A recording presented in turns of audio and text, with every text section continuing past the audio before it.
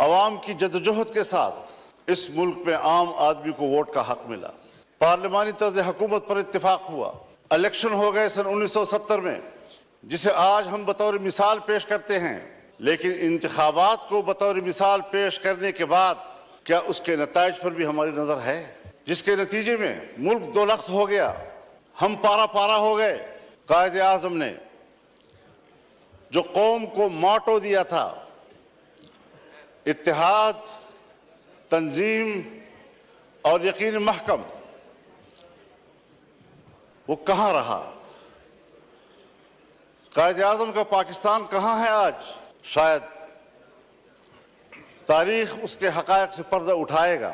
تاریخ معاف نہیں کرتی کسی کو۔ تھوپا گیا سیاستدانوں پر، اور کردار جنرل آغا یحییٰ خان تھا۔ حکومت کو چلنے ہی نہیں دیا گیا، پھر ماشاء اللہ، پھر ہم کچھ سنبھلے تو پھر ماشاء اللہ۔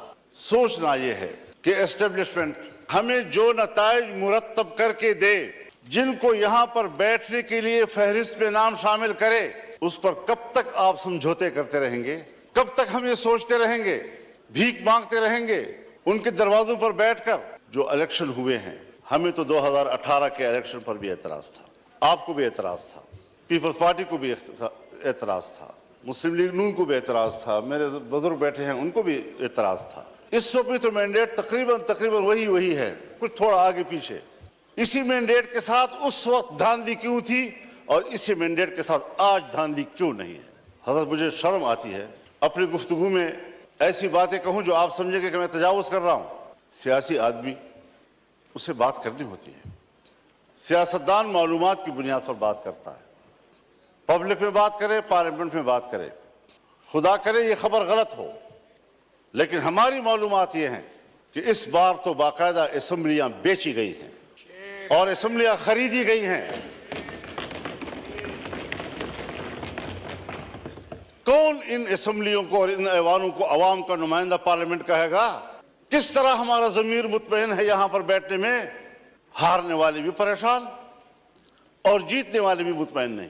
اس کیفیت میں حکومت میں بیٹھی ہوئی جماعتیں جو ہمارے لیے محترم بھی ہیں، ہمارے ہم سفر رہے ہیں، ہم ان کے اس جدوجہد کی قدر کرتے ہیں، لیکن انہی کی جماعتوں کے اندر ان کے سینئر لوگ مجبور ہیں کہ وہ اپنی ہی مینڈیٹ کو مسترد کر رہے ہیں، اس پر اعتراضات اٹھا رہے ہیں۔ صرف اپوزیشن کی بات نہیں ہے، ہم دیکھ بھی رہے ہیں، ہم سن بھی رہے ہیں۔ تو جمہوریت آج کہاں کھڑی ہے؟ یہ صرف اس لیے ہم یہاں کمزور بیٹھے ہوئے ہیں کہ ہم نے ہر مرحلے پر کمپرومائز کیا ہے، ہم نے اپنے اصول پہ سمجھوتے کیے ہیں، ہم نے اپنی جمہوریت بیچی ہے، ہم نے اپنے ہاتھوں سے اپنے آقا بنائے ہیں، اور جب ہم ہی اپنے ہاتھوں سے اپنے لیے آقا بنائیں گے، یہی ہوتی ہے آخرت کی نشانی۔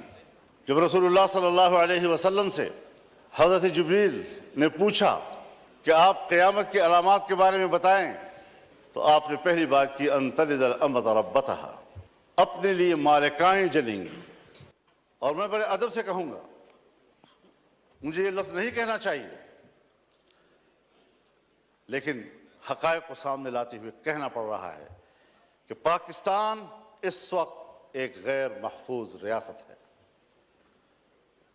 جب ریاست غیر محفوظ ہوگی تو ذمہ دار کون ہوگا؟ دہشت گردی کے خلاف لڑنے کی پالیسی بنائی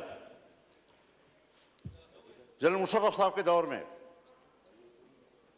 جو امریکہ نے کہا وہ ہم پہ مسلط کر دیا گیا، اور آج تک اس پالیسی میں کوئی فرق نہیں آ رہا۔ آپریشنز ہوئے، طالبان کا خاتمہ کر دیا، دہشت گرد ختم ہو گئے، آج اس سے کئی گنا طاقتور بن کر کیسے آ گئے؟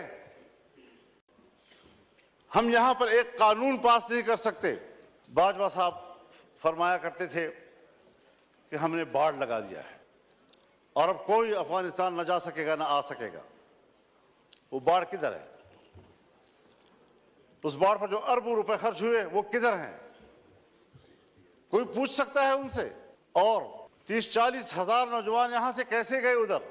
20 سال وہاں لڑے، باڑ بھی لگ گیا تھا، پھر وہ اس سے بڑھ کر طاقتور بن کر کیسے واپس آئے؟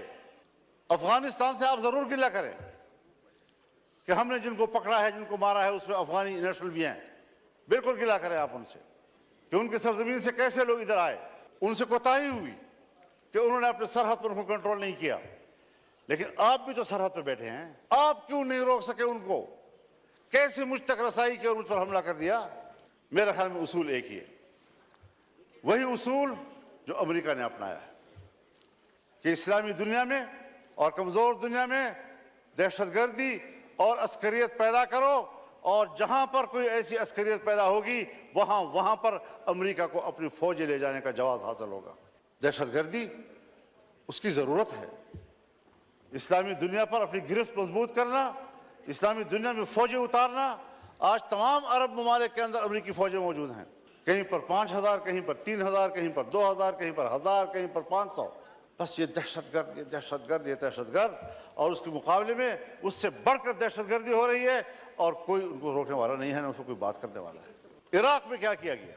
ابو غریب جیل میں کیا زندہ انسانوں پر ننگا کر کے ان پر کتے نہیں چھوڑے گئے اور کتوں سے ان کے جسم کو نہیں نوچا گیا؟ اپریل ختم ہو رہا ہے، 40,000 سے زیادہ غزہ اور خان یونس کے مسلمان شہید ہو چکے ہیں. یہ بچے ہیں، یہ خواتین ہیں، یہ بے گناہ شہری ہیں، یہ جنگجو نہیں ہیں. جنگجو سے مقابلہ کرو، وہ آپ کے ساتھ لڑنے کے لیے تیار. اور پھر امریکہ اور برطانیہ اور یورپ انسانی حقوق کی بات کرے. یہ قیادت کا مسئلہ ہے.